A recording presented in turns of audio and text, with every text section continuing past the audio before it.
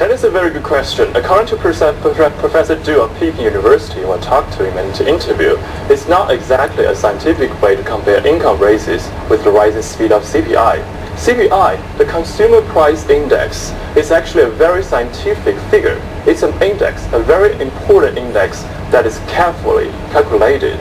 It is being used to reflect an overall economic performance. On the other hand, the income rise growth rate is actually a very relative figure. Professor Du also told me the different provinces even have different ways of calculating the income rise.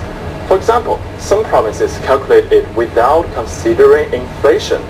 So for many people, it may not make so much sense. We're only looking at the income growth rate itself. It's not credible according to Professor Du.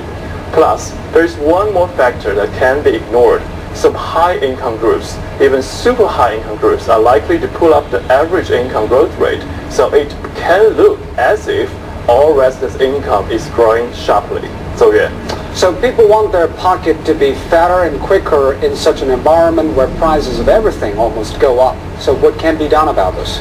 Actually, there is a very interesting figure. In 2010, the annual income growth rate is 7.6%, here you can see, and the GDP growth rate in 2010 actually is 9.6%. So there's a 2% difference.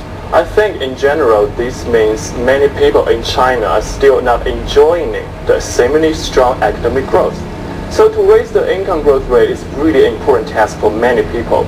In order to raise income growth for most people, one important measure is to stabilize commodity prices. Because commodity prices means a lot for many people, it seriously affects people's daily lives. Secondly, is to create employment. We all know if there's no job, there's no money, especially for the college graduates who badly need a job.